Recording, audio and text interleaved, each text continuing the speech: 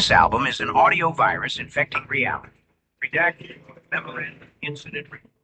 Darmstadt, Germany. Redacted. All assets related to the auditory phenomenon designated echoes of the unseen are to be secured immediately. Level 5 containment protocols are now in effect. The public is to be informed of a under no circumstances should any personnel listen to the recording. What you just saw is a supposed leak, a document that a few hushed corners of the internet claim came from a European intelligence agency.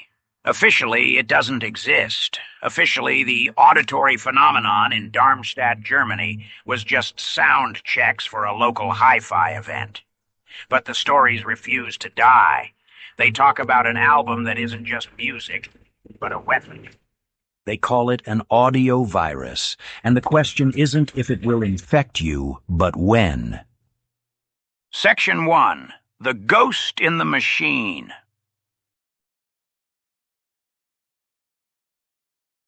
You know that feeling when you get a song stuck in your head? An earworm that just burrows into your brain and loops for days? It's annoying, right? But what if it wasn't just an annoyance? What if it was code, designed to rewrite your perception of reality? That's the core idea behind a ghost album that, for all intents and purposes, doesn't exist. It's called Echoes of the Unseen, and its artist is an enigma known only as Cypher. You're not going to find this on Spotify. You can't buy it in a store. It only exists as a collection of theories, fragmented audio files, and alleged case studies that link its tracks to a string of bizarre, tragic events all over the world. Now, the idea of cursed media is nothing new.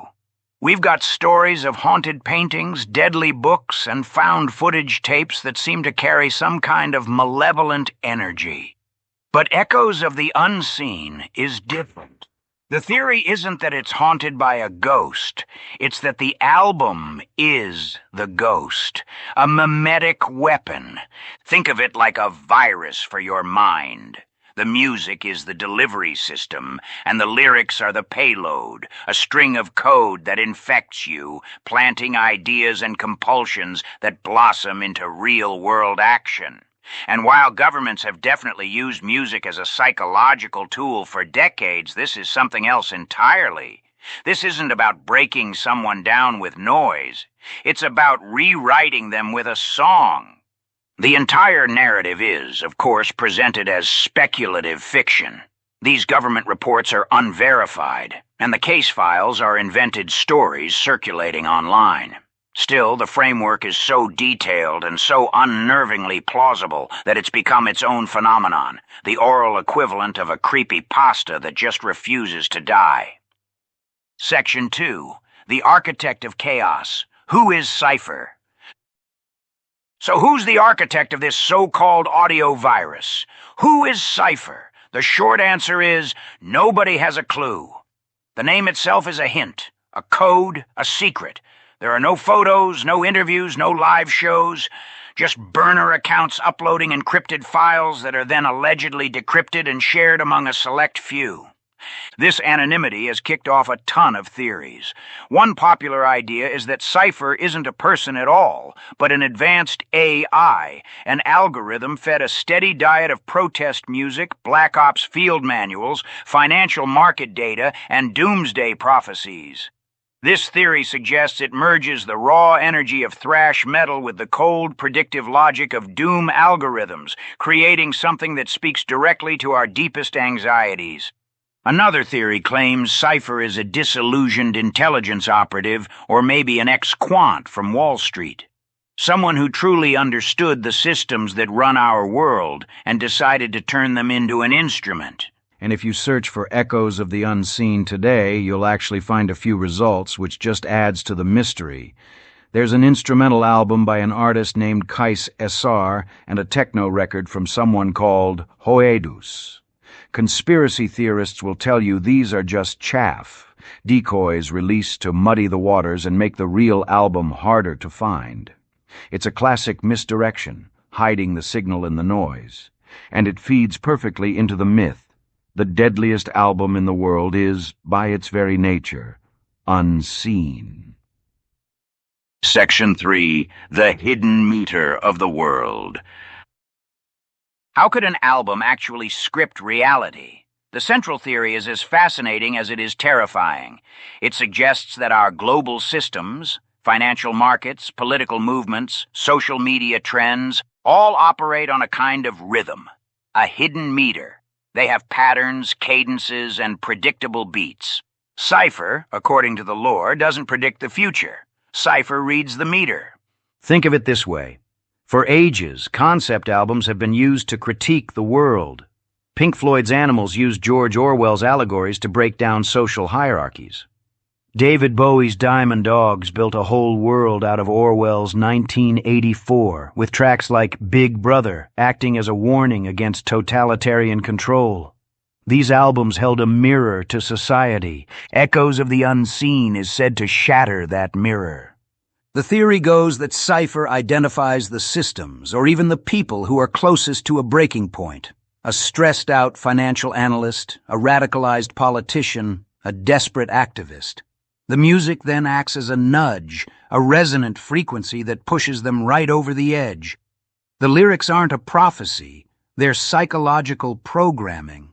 It's this terrifying idea that we're not living in a society, we're living in a script, and this album is bleeding from Cipher's broken throat directly into the timeline. It's a concept that turns music from simple storytelling into a tool for engineering the story itself. It's a chilling thought. Is it possible for music to do more than just reflect our world? Could it actually script it on such a catastrophic level? Let me know your own theories in the comments. What do you think is really going on here? Section 4. The Case Files, a track-by-track infection. The evidence connecting the album to real-world events comes from these so-called case files, pieced together by online sleuths. Each file links a specific track to a specific incident, arguing a chilling case for cause and effect. Again, you're not going to find these on the nightly news, but in the lore, they are gospel. Case File 1, Track 1, Oracle in Freefall. The album apparently opens with a storm of distorted guitars and a frantic, panicked drum beat. The key lyric fragment that was recovered is, "The Oracle falls, silenced by the gilded cage." Days after this track first surfaced, a prominent, bearish financial analyst known for predicting market crashes was found dead. The ruling was suicide, a fall from the glass window of his high-rise office. The market was at an all-time high. The gilded cage was literal. The story doesn't claim Cipher made him do it. It asks a more sinister question. Did the song just find a man already on the edge and give him a final push? Case File 2, Track 2, Green in the Desert Wind. This track is described as deceptively calm, an acoustic melody over a low, droning hum. The whispered lyric is, "The green washed away by the desert wind." The incident? A fiery, up-and-coming eco-politician in Spain who was gaining huge traction for his radical climate policies, and then he just vanished. His car was found abandoned on a dusty highway, all his research wiped from every server. He was literally washed away. The lore claims the song didn't kidnap him. It just nurtured his growing obsession with societal collapse until he chose to disappear into it himself. Case File 3, Track 3, Signal of the Black Ledger. This one is built on digital noise, modem screeches, and a relentless, pulsing beat. The lyric is glitched and hard to decipher, but the clearest phrase is, "Numbers bleed in ultraviolet, debts carved into phantom skin." This track is tied to a massive glitch in a fringe crypto exchange. In one night, the wallets of several high-profile whistleblowers and investigative journalists were completely wiped. The official story was a hack, but nothing was stolen. It was all just erased. The theory here is that the track provided a kind of mimetic blueprint that inspired a hacker to silence enemies not by theft, but by digital annihilation. Case File 4, Track 10, Echoes of the Unseen. The title track is said to be almost entirely subliminal, a low-frequency drone that's barely audible. Its only clear sentence is also the key lyric. If you hear this, you were never meant to. There's no single catastrophe linked to this track.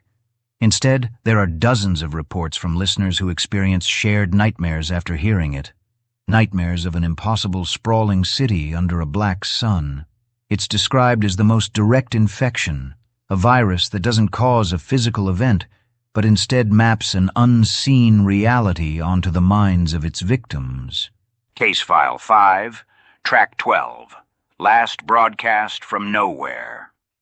The final track. It's mostly silence, punctuated by bursts of static. A distorted voice delivers the album's closing line. When the signal dies, remember, silence is just uncompressed truth. After this track spread, there were scattered reports of pirate radio hijackings. Emergency broadcast systems in a few rural areas were taken over for just a few seconds, not with a warning, but with the static from this song. No one took credit. The events were dismissed as malfunctions. But for believers, it was Cypher's final message. The infection was complete. The signal had been delivered, and now only the silence, the fallout, remains. Conclusion. So what is Echoes of the Unseen? Is it a brilliant piece of collective fiction? An elaborate online game designed to feel terrifyingly real? Is it a modern urban legend for an age of digital anxiety? A ghost story told in WAV files and redacted JPEGs? Or is it something more? The truth, a lot like the album itself, remains unseen. There are no clear answers. We know the government reports are fictional and the case files are just stories. But the narrative sticks around because it speaks to a deep-seated fear that we are not in control, that the chaos of the world isn't as random as it seems, that somewhere out there a song is playing and we are all just dancing to its tune. And the most disturbing part of this whole legend is that final lyric from the title track, "If you hear this, you were never meant to." The lore suggests that to even know about the album is to be exposed, that by watching this video, by hearing these stories, the virus has already found a new host. You've been exposed. The only question is, what happens next? If this story has you looking over your shoulder, hit that subscribe button for more deep dives into the media that haunts us.